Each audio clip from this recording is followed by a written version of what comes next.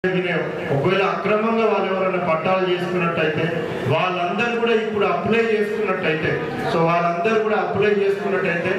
ఏ విధంగా సమస్య పరిష్కరించాలని కూడా ఈ చట్టంలో పొందుపరిచి ఉంచడం జరిగింది. అంటే వాళ్ళందరూ కూడా అప్లై చేసుకొని ఈ పట్టా నాది, ఫలానా మల్లయ్యది పట్టా, బట్ ఎల్లయ్య పేరు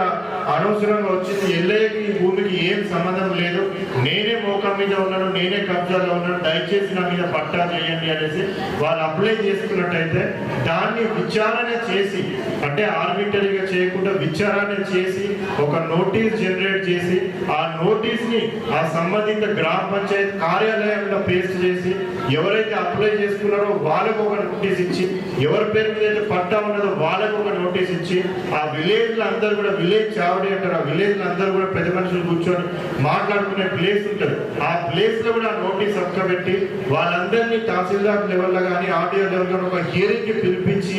వాళ్ళందరూ కూడా రిటర్న్ స్టేట్మెంట్స్ తీసుకొని మళ్ళీ ఫీల్డ్ లెవెల్లో ఉన్న ఆఫీసర్తో ఎంక్వైరీ చేయించి